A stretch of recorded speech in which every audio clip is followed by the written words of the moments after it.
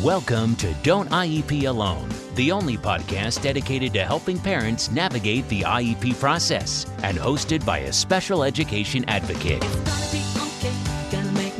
Your host has been attending IEP meetings for over a decade and has helped thousands of parents go from an IEP rookie to an IEP all-star. Be prepared to learn tips that will be a total game changer for you as a parent advocate and, most importantly, your child's outcomes. Partnered with the award-winning Blog a Day in Our Shoes, you'll be confident, knowledgeable, and actually looking forward to your next IEP meeting. Don't IEP alone. Get ready. Here's your host, from suburban Philadelphia, Lisa Leitner. Okay, welcome back, everybody. It's Lisa, and I am back. I'm so excited to be back, and I'm so excited to be answering listener questions. I've gotten many responses, or many questions. I guess I'm doing the responses. I apologize for putting this out there and then disappearing all summer. But again, if you listen to yesterday's podcast, you'll know why. And I just didn't do them. Anyway, I'm going to move on with the list. And I do put on the form that if you want me to answer a question, that it shouldn't be certainly anything urgent. If you're in an emergency or crisis situation, you likely need a lawyer or immediate help. Please don't wait for me to do a podcast on it. But anyway, here's a good one because I get it a lot. And she says, I don't have a specific question. I am just seeking to develop my knowledge so I can advocate in IEP meetings effectively for my kids. Great question. I get that all the time about how do you become an advocate? How can I become an advocate? I get the question a lot from teachers, about retired teachers want to become advocates. So you can become an advocate, and advocate, put a little TM behind it. It depends on what sense of the word advocate you're talking about. If you just want to be an advocate, which means the voice, if you just want to be a voice for your child, I can certainly give you a lot of tips on that. If you want to become an actual paid or agency, volunteering for an agency, paid for an agency, if you want to become an actual advocate as a profession, there's that too. They're very similar. I would say the bar is raised a little bit, certainly, if as far as expectations, if someone's going to pay you. So a couple of things. One is that, and I'm talking about a paid professional advocate here. If you want to do this as a job like I do, there is only one that I know of anymore, any one class that you can take. It's a series of classes. It's offered by COPA. And when they only run it every fall, and every May or June, they put out the information and the cost and the signups. They put that out in late spring, and it literally fills up within days. If you're thinking about doing it, become a member of COPA so that you get the emails about the course. And it's expensive. It's a couple $1,000, and sign up when they offer it. They offer 3 different levels. And no, I have not done it, and I'm going to get into that in a minute. But if you want to take a course, if it would make you feel better to take a course, that's the one to take. That being said, every state has a parent training center for special education. Some are better than others. They're all very much underfunded and could use a lot more funding, and they could use a lot more, what's the word I'm looking for? Some are just better than others. I've spoken with some folks at these parent training centers, and some have given just blatantly wrong information. And there's a lot of egos in this field, which is unfortunate. And people don't like to be told that they're incorrect. But I've had some in the group say, well, of course, I say, well, that information isn't correct. Actually, a parent cannot demand that, or a parent does not have the right to expect that. And they'll say, well, I know because I work at the parent training center. It's okay. You know what? I've been doing this for 10 years and I make mistakes too. We all do. Apologize, learn what you don't know, and move on. But anyway, so there's parent training centers. I have a list of them on adayinourshoes.com. If you just get on there and search like state agencies or something, it'll come up. Every state has one, and they offer all kinds of training. There'll be webinars, all kinds of stuff that you can learn. There's a lot of misinformation out there about IEPs. There's a lot of training out there if you start really looking for it, but there's a lot of misinformation. And then there's a lot of information that isn't incorrect necessarily on the federal level, but your state may have different regs addressing that particular issue. So then that would kind of render it incorrect, I guess, if that makes sense. So first place to look for training is COPA. They actually have courses on how to become an advocate. Second place is your parent training center. Look for them. And they won't necessarily have a course on how to become an advocate, but they will have courses on just different aspects of the IEPs or that you can learn, and you just piece together the information that you can. The other place to look is, depending on what your child's condition is, look for agencies associated with that. And a lot of times they will offer various IEP trainings and things related to IEPs for your child's specific condition. The other way to become an advocate is also just volunteering and practice. I think we've all started with our own child, and then it went to helping friends and family and neighbors, and then maybe volunteering with an agency or getting hired with an agency. That's exactly how I got my start, is that my son and our situation prompted me to get the training.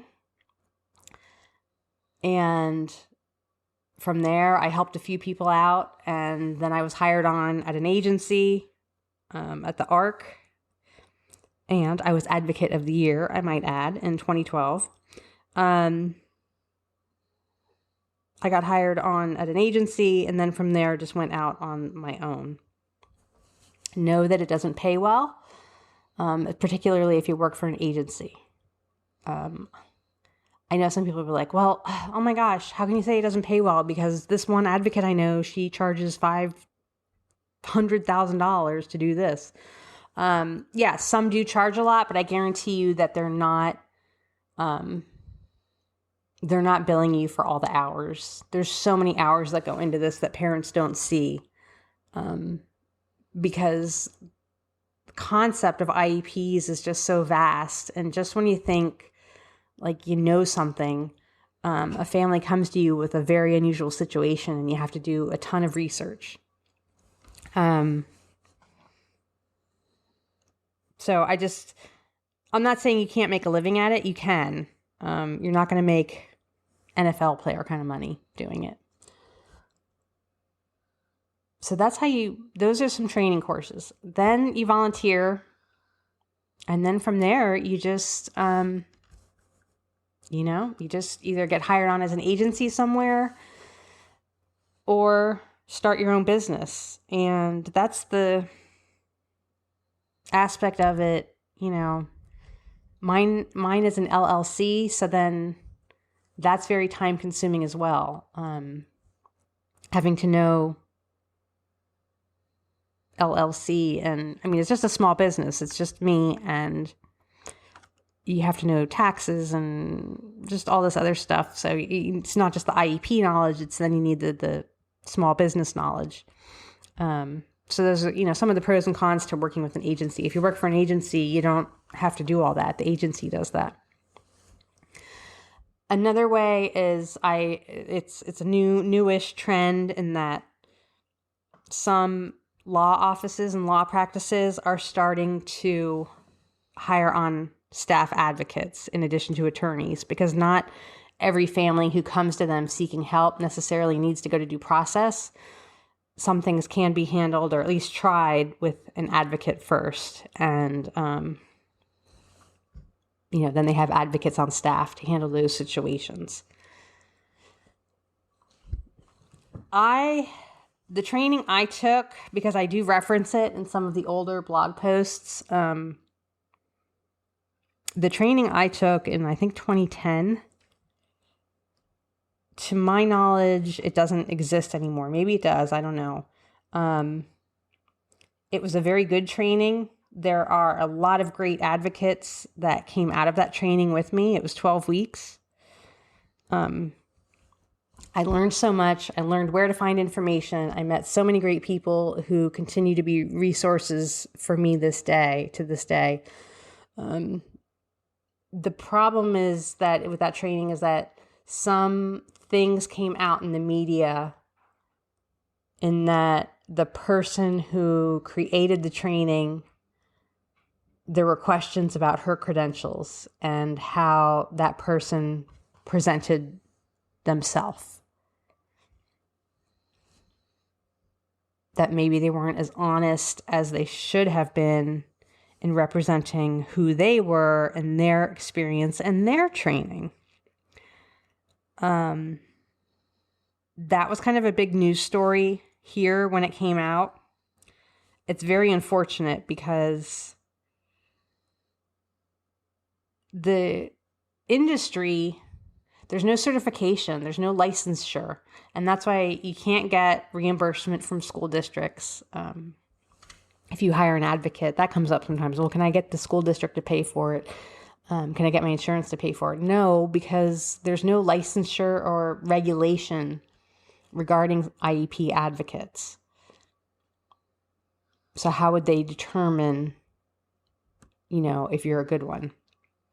But also, because the field itself is so new, it's just new, it's evolving. And so far, the industry doesn't necessarily demand that you be certified, and there is no certification. I don't think COPA calls theirs a certification. There are other programs kind of evolving out there, and I always give the example that it's kind of like a lifeguard. And in lifeguarding, you have Red Cross, and you have Boy Scouts of America, and you have YMCA, and you have Ellis, and you have all these different things. And if you ask any of the people who teach those courses, each one will say, well, yeah, we're the best. We're the best lifeguard program that there is out there. And there used to be a lot of other lifeguarding programs, and over the years, they kind of bubble up to the top. And the one that seems to be the most effective and the most recognized kind of fights its way to the top. That hasn't happened yet with special ed advocacy. I would say if any program has kind of bubbled to the top, it would be the COPA program. But that is, I haven't taken it. I honestly was going to take it this fall. And by the time I got to the signups, it was already full. I haven't taken it only for the reason that at this point I read through the syllabus, and I don't mean to sound like a jerk, but I read through the syllabus and I'm like, what the heck, I could teach this. But I was going to sit through it just to kind of have it under my belt, just as a refresher. Can always learn things from advocates, other advocates and other people working in the industry. So it's not to say that I wouldn't learn anything from it. I certainly would.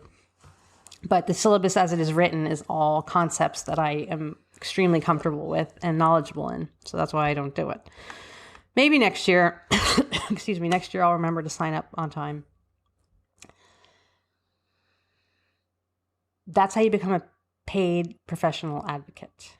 You just it's a bootstrap industry. You just kind of start on your own and go for it. If you want to just be a better advocate for your child, I have lots of tips on that. I could talk for hours about that, but I won't. I'll just go into it for a few minutes. The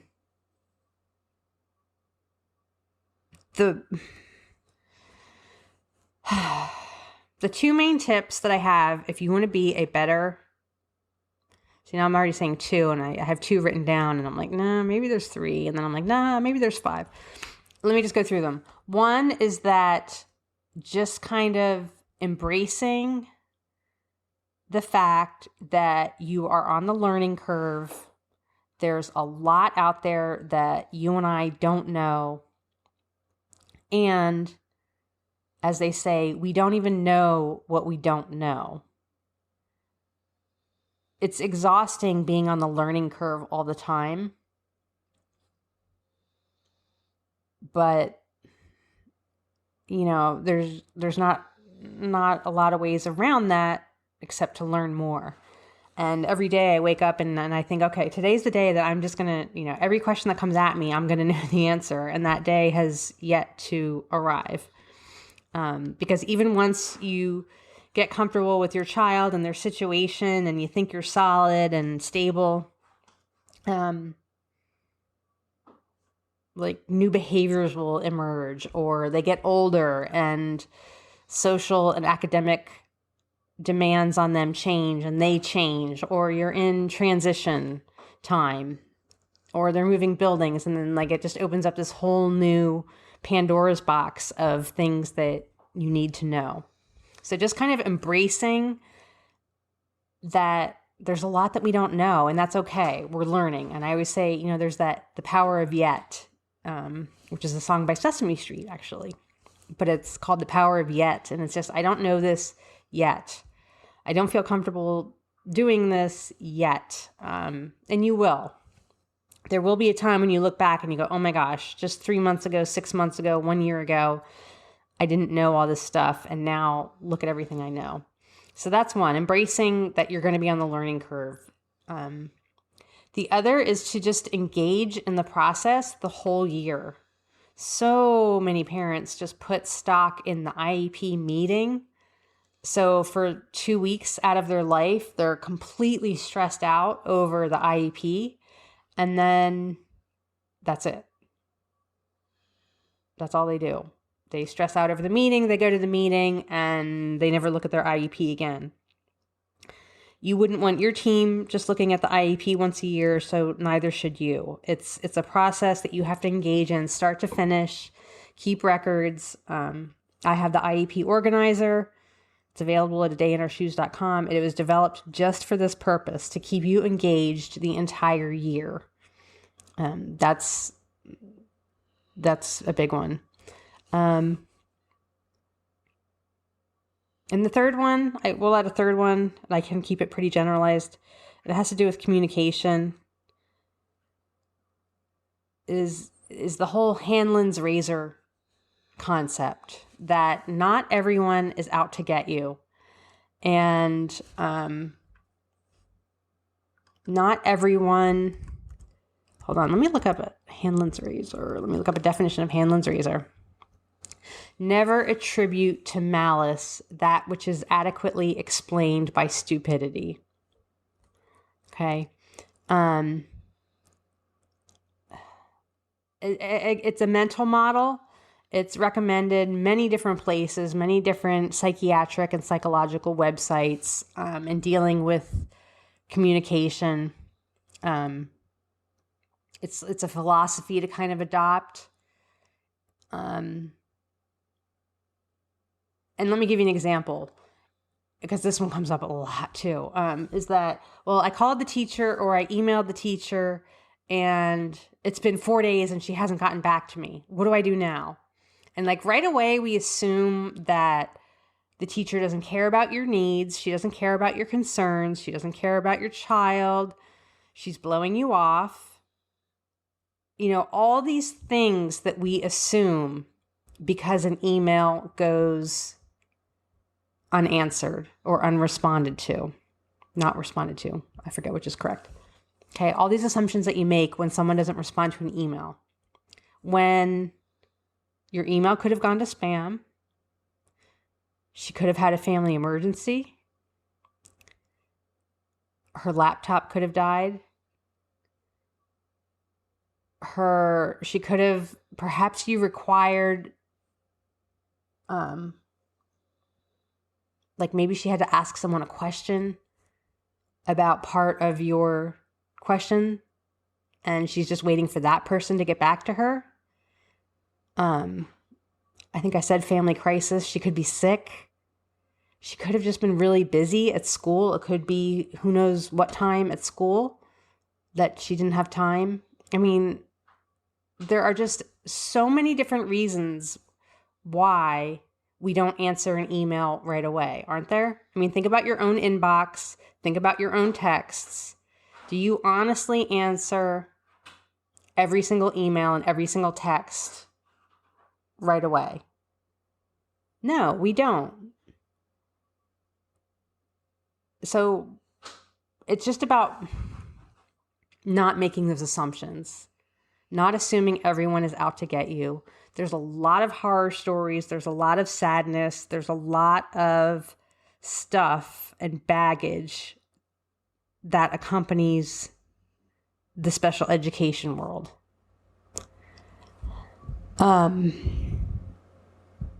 But we can't go through the process all day, every day, completely jaded that everyone is out to get us.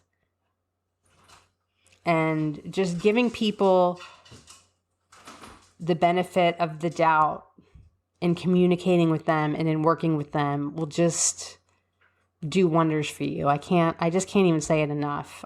Just taking that big picture view of the situation and not taking it personally. You know, she's not answering my email because she hates me and she thinks I'm a pain in the ass. You know, she might have a stomach virus. You know, who knows? I mean, like I said, there's just so many reasons why people don't answer an email right away. And because they hate you is not even usually even on the list. But yet that's often like the number one assumption when it comes to IEPs.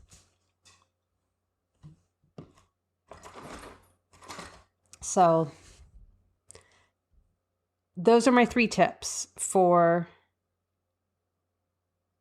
how to become just a better advocate. And I don't mean paid advocate, just a better parent advocate.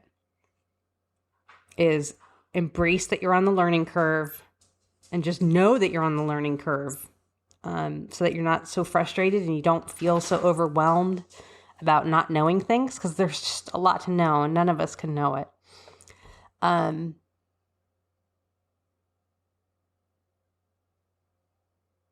And embracing it all year round, engaging all year round, and that will make it easier on you, I promise.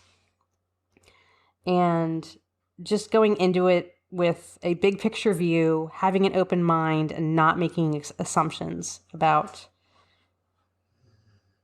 people. And that should be it. That is some tips. Those are some tips on how to become a better advocate. I have a lot more on this at adayinourshoes.com, and thank you for listening. Thanks for listening to the Don't IEP Alone podcast. No parent should have to IEP alone, and with A Day in Our Shoes, you don't have to. For more IEP assistance and letter templates, visit adayinourshoes.com. For ongoing assistance and support, follow our Facebook page and group.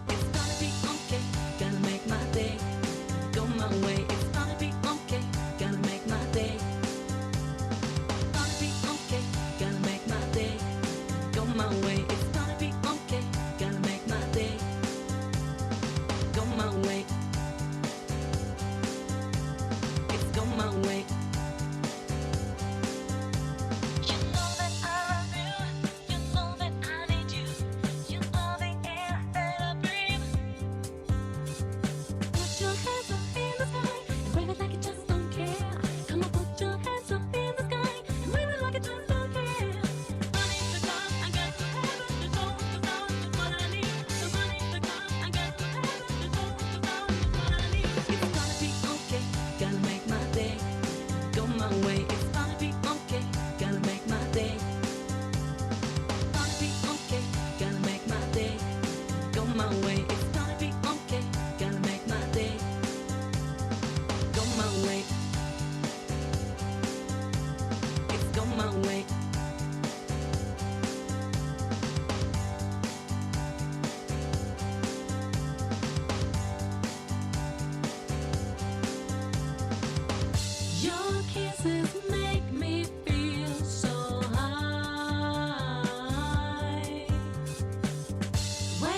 touch me.